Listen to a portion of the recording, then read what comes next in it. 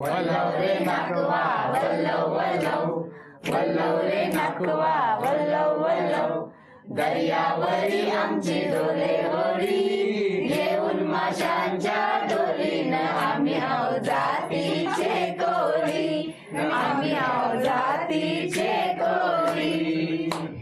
वल्लव रे नाकवा वल्लव वल्लव, वल्लव रे नाकवा वल्लव वल्लव. क्या बात है. हे गाणं ऐकून तुमच्या लक्षात आलंच असेल की मी कुठे आहे. आज मी आहे वरळीच्या कोळीवाड्यामध्ये, जिथे आपण भेटणार आहोत करंगुटकर कुटुंबियांना आणि छोटूशा रुद्रांशला. स्पर्श सुखाचा बालपणाचा अनुभव चलाता, स्पर्श वाचल्याचा, स्पर्श वाचल्याचा, स्पर्श वाचल्याचा.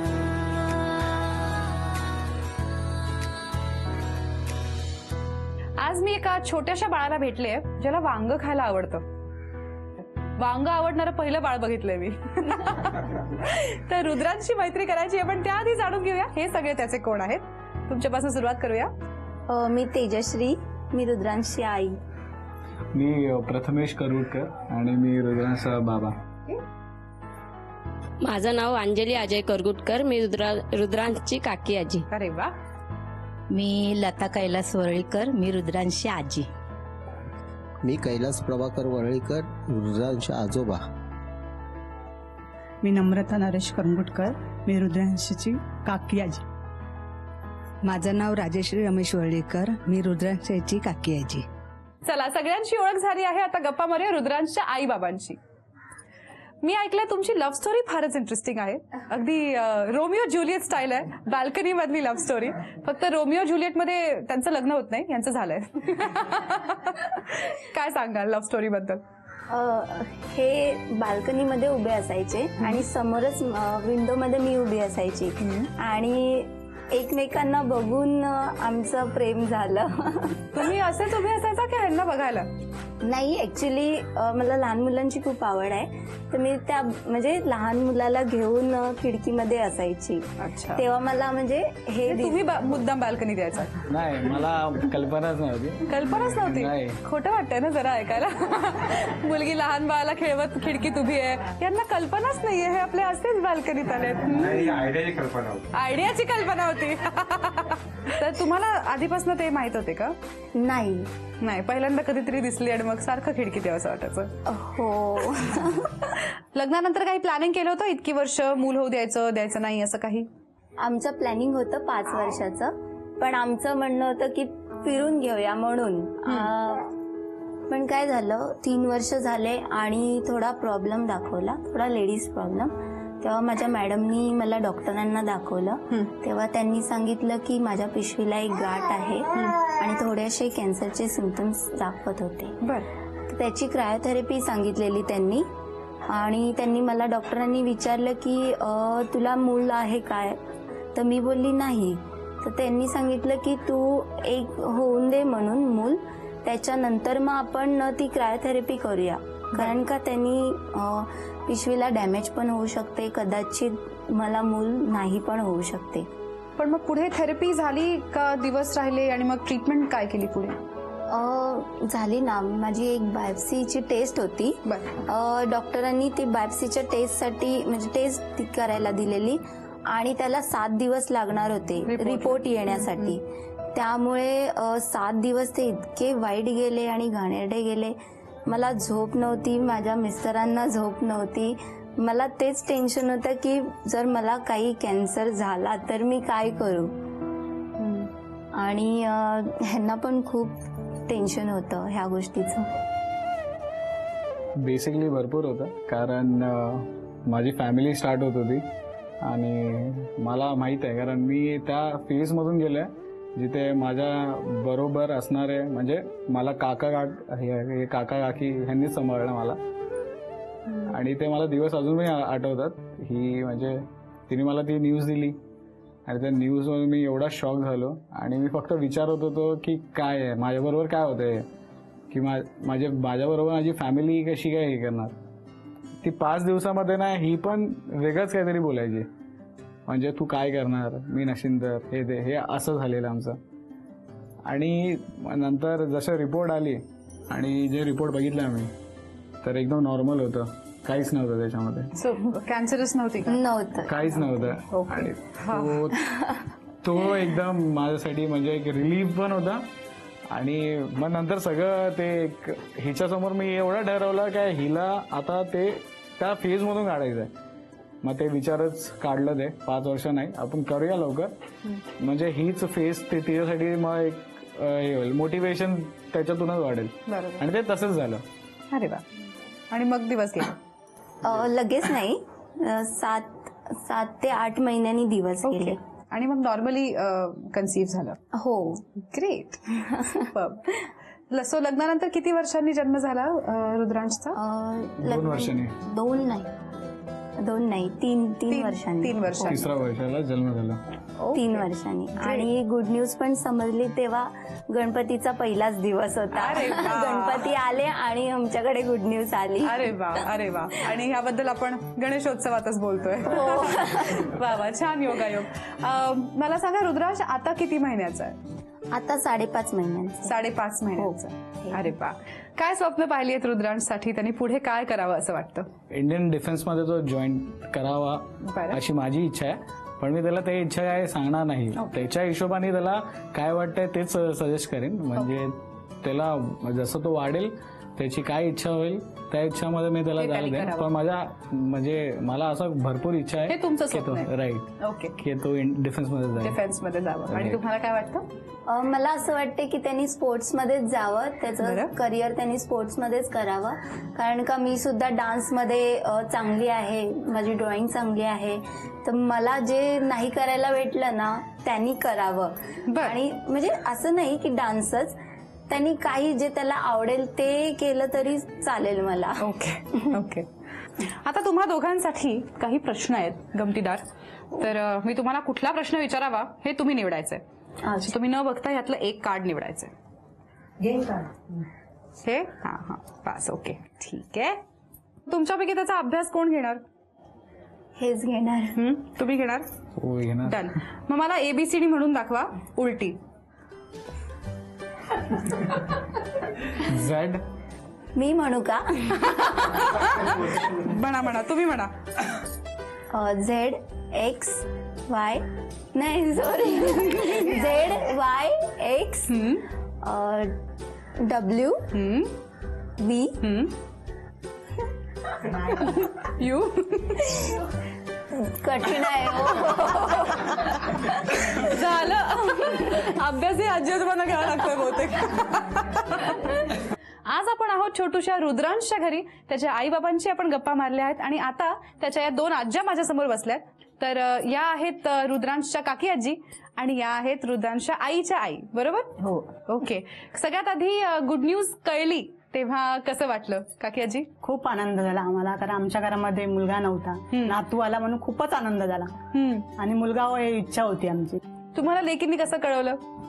दिवस गेले तेव्हा गणपतीच्या पहिल्याच दिवशी झोपेत आम्ही आणि सकाळीच आली आणि एकदम मम्मी गुड न्यूज. अरे काय, तर ते गणपती बाप्पा येणार. मला काय समजलं नाही, कारण आजच सगळे गणपती येणार आहेत. तर मग नंतर तिने सांगितलं की मला हे आहे म्हणून दिवस राहिले. तर हो. आणि आम्हाला आनंद झाला. बाळाला पहिल्यांदा हातात घेतल्यावर कसं वाटलं आजी? मला जे पाहिजे होतं ते मला मिळालं असं वाटलं. इतका आनंद झाला. तेव्हा पण माझ्या एकदम डोळ्यातून अश्रू आले. माझ्या जावयाच्या पण डोळ्यात अश्रू आले, कारण त्यांच्या घराण्यात मुलगा नाही. आम्हाला मुलगी पण चालली असते, कारण पहिलं पण बाळ हे हवं होतं आम्हाला. तिचे पाठी लागून लागून आम्ही शेवटी एक बाळ झालं आणि ते आमच्या हातात आलं. ते इतकं असं सुख वाटलं की ते सांगू शकत नाही मी. अर्थात. आजोबा? आणि मी कोणाचंही बाळ घ्यायचं झालं की 6 महिन्याशिवाय हातात घेत नाही. पण हा महिना पण नाही झाला आणि मी याला हातात घ्यायला सुरुवात केली. कारण मला लहान मुलं बोलली की थोडस भीती वाटते. पण मी ह्याला घेतलं, कारण तेवढा माझ्या मनात एवढा आनंद झाला होता की हे माझंच मूल आहे असं मला वाटलं. आणि ह्यांना सुद्धा मी बोललो की हे बाळ मला द्या, हे माझं 3रं मुलगा आहे. अरे बा. सासूबाई काय वाटलं?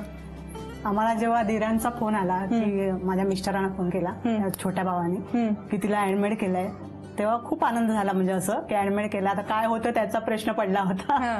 कारण मुलगा आमच्या घरात खानदानीमध्ये नाही आहे ना, म्हणून त्यासाठी. बाकी काय नाही, तसं मुलगी झाली असती तरी पण काय एवढा आनंद झाला असता.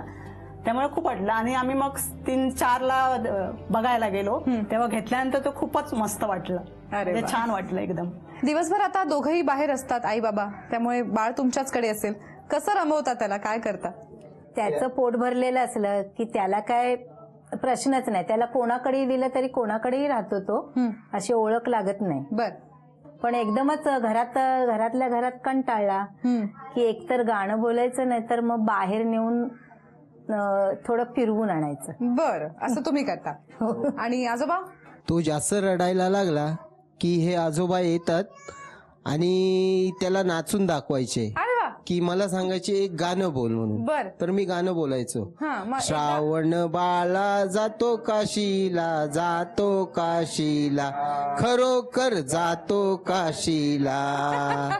श्रावण बाळा जातो काशीला, जातो काशीला, खरोखर जातो काशीला, खरोखर जातो काशीला, खरोखर जातो काशीला. एक टक बघतोय तो तुमच्याकडे.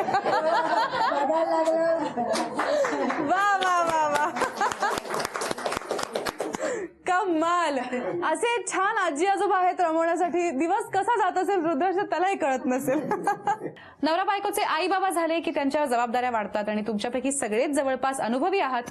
तुम्ही तुमची मुलं वाढवली आहेत, तर संगोपन करताना बऱ्याच गोष्टी आई वडील चुकीच्या करतात, काही बरोबर करतात. आपल्याला त्यांना सांगावंसं वाटतं, पण आपण सांगत नाही कारण त्यांचं मूल आहे. तर तुम्हाला ही आम्ही एक संधी देतोय. या संधीला आम्ही म्हणतो किती सांगायचंय मला. या माध्यमातून तुमच्या मनातलं सगळं जे आजपर्यंत कदाचित तुम्ही रुद्रांशच्या आईबाबांना बोलून दाखवलं नाहीये, ते बोलून दाखवू शकता. तुम्हाला त्यांचं कौतुक करायचं असेल तर ते करू शकता. जरा कान ओढायचे असतील तर ते सुद्धा करू शकता. आणि तुमच्या या सगळ्या बोलण्यावर प्रतिक्रिया म्हणून रुद्रांशचे आई बाबा ह्या स्माइलीज वापरणार आहेत. बघा अशा. आपण मेसेजेस मध्ये आजकाल हेच करतो ना, हो, त्यामुळे सोपं होतं. सो ह्या तुमच्या प्रतिक्रिया बघून घ्या. चला, कोण काय सांगतंय? मला रुद्रांशा बाप्पा बरोबर बोलायचंय, कारण तो रुद्रांशा व्यवस्थित बघत नाही, लक्ष देत नाही त्याच्याकडे. त्याची मम्मी बरोबर ते लक्ष देते, पण तो जास्त लक्ष देत नाही. त्याने ते लक्ष द्यावा. त्याने लवकर येत नाही, लवकर येत नाहीये आणि टाइम पण जास्त देत नाही, त्याला खेळवत नाही वगैरे, अशी कंप्लेंट आहे. काय वाटतं? त्यांना हसू येतं यावर. तुम्ही सॅड नाही झाला त्याच्याबद्दल? नाही, कारण त्यांची पण चुकी नाही. त्यांच्या समोर ते असं होतं, पण ते जास्ती वेळ नसतात आमच्या बरोबर, त्यामुळे. पण हे खरं नाहीये का? तुम्ही लक्ष देता असं म्हणणं आहे का तुमचं? थांबा, याचे जज आपण आईला करूया. रुद्रांशची आई इज द योग्य जज. काय वाटतं? खूप लक्ष बघायला गेलं की रात्रीचे वगैरे लक्ष देतात. हा, पण कामावरून मित्रांबरोबर फिरायला जाणं, आज मला पिक्चरला जायचंय, आज मला बाहेरच जायचंय, हॉटेलला जायचंय, त्यामुळे मग आता मी काहीच बोलू शकत नाही. आणि माझं असं झालंय की मी इतके महिने घरामध्ये होती तर मी एकटी त्याला बघायची, आणि हे मस्त आहे माझी बायको बघायला फिरून घेतो. ते 5 वर्षाचं प्लॅनिंग ते तेवढ्या महिन्यात जगून घेतो एकटे. अजून कोण काय सांगतंय? मला हिच्याबद्दल सांगायचंय की ही त्या मुलाकडे म्हणजे खास असं लक्ष देत नाही. बर. हो, बघावं तेव्हा माझ्याचकडे असतो तो. आणि तो माझा म्हणजे जीवाचा खडा आहे. तो एक बोलायचं म्हणजे माणसाचा कसा जीव खडा असतो, तसा तो माझा जीव खडा आहे. मी यांना जेवढं प्रेम नाही केलं तेवढं त्याला प्रेम करतो. आणि माझ्या मते ती काय त्याच्यात लक्ष देत नाही त्या मुलाकडे. बर. ते कामावर ना आले की टीव्ही लावून बसणार, त्या मुलाकडे लक्ष देणार नाही. जावई पण तशीच आहे आणि माझी मुलगी पण तशीच आहे. आणि माझ्या मुलीला तर पहिली गोष्ट म्हणजे झोप पाहिजे, बस, दुसरं काही नाही. आता तुम्ही इतकी काळजी घेता म्हटल्यावरती ते निर्धास्त असतात, म्हणून ते घेत नाहीत. कारण तिला माहिती आहे मुलाची काळजी आपले पप्पा घेणार, म्हणून ती माझी काळजी काढून खाते. पण बरं, असं कोणीतरी मुलाची काळजी करायला सापडतं, मी पण थोडी झोप काढीन. काय प्रतिक्रिया? हसू येते त्यांना पटतंय तुमचं म्हणणं. जावई बापूंनी मात्र हात जोडले, म्हणजे कष्टाने होकार दिला लग्नाला, आता शाण्यासारखं वागायचं. चला, सगळ्यांच्या मनातलं आपण जाणून घेतलं आहे. अर्थात तुमच्याही मनात एकमेकांबद्दल अपेक्षा असतील, इच्छा असतील. काय प्रॉमिस कराल या निमित्ताने, स्पेशली रुद्रांशच्या साक्षीने एकमेकांना काय प्रॉमिस कराल? हात धरून करा बरे प्रॉमिस. मी असं प्रॉमिस करते आहे की मी रुद्रांचं भविष्य चांगलं घडवीन, त्याच्याकडे चांगल्या पद्धतीने लक्ष देईन आणि त्याला मोठं करीन. प्रथमेश, मी तुला प्रॉमिस हे करतो की रुद्रांशला जास्तीत जास्त वेळ देईन आणि त्याच्या भविष्यासाठी जे काही लागेल ते मी माझ्या तर्फे मी सगळं मन लावून आणि सगळी टाइम लावून मी त्याच्यासाठी करीन मी. अरे रुद्रांशच्या आई बाबांनी एकमेकांना छान प्रॉमिस केलं आहे. आता त्यांच्याबरोबर एक मजेदार खेळ खेळूया. तर खेळ असा आहे, इथे काही फुगे आहेत, त्याच्यावर काही अक्षरं लिहिलेली आहेत इंग्रजीमध्ये आणि तुम्हाला रुद्रांशचं नाव बनवायचंय फुगे फुगवून. आता रुद्रांशचं नाव मोठं आहे तर आपण त्याला थोडं छोटं करूया, आपण त्याला रुद्र करूया. सो RUDRA ही सगळी अक्षरं, 5 अक्षरं कुठल्याही ऑर्डरमध्ये तुम्ही करू शकता, म्हणजे D आधी A नंतर असं कसंही करू शकता. फक्त ह्यामध्ये ट्विस्ट असा आहे की तुम्हाला फुगे फुगवताना दोन्ही हात वापरता येणार नाही. तर तुम्हाला एक हात एकमेकांचा धरून ठेवायचा आहे. शोधताना एकाच हाताने फुगे शोधायचे आहेत. मग कोण फुगा फुगवणार आणि गाठ कोण मारणार हे तुम्ही आपसात ठरवू शकता. गाठ मारताना एक कोणतरी दोन्ही हात वापरू शकेल. गाठ मारताना दोन्ही हात वापरता येते. ठीक आहे. रुद्र हे नाव तयार करण्यासाठी तुमच्याकडे 2.5 मिनिटांची वेळ आहे. जर 2.5 मिनिटांच्या आत तुम्ही सगळे फुगे फुगवून त्यांना गाठी मारून तयार केल्यात तर तुम्ही जिंकणार आहात रुद्रसाठी झी युवा तर्फे मानाचा चांदीचा बाळकृष्ण. तयार? तुमची 2.5 मिनिटांची वेळ सुरू होतीये आता.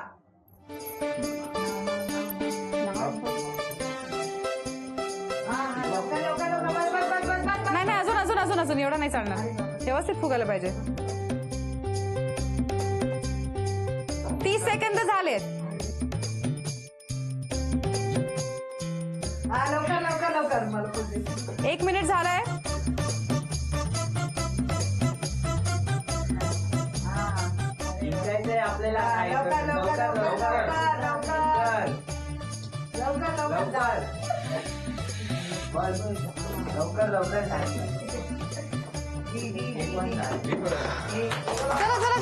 चला थांब दे, पडू दे खाली.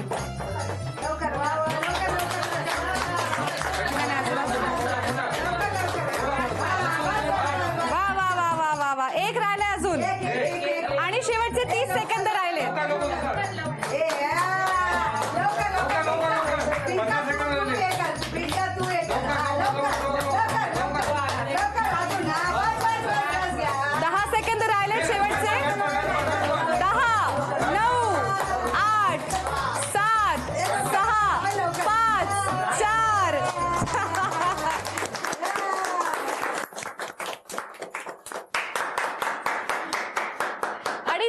तुम्ही रुद्र नाव पूर्ण केलंय आणि म्हणून तुम्ही जिंकला आहात खास रुद्रांसाठी झी युवा तर्फे हा मानाचा चांदीचा बाळकृष्ण.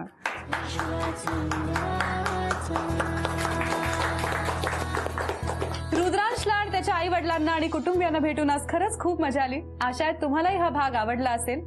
पुन्हा एकदा सगळ्यांना गणेशोत्सवाच्या मनपूर्वक शुभेच्छा.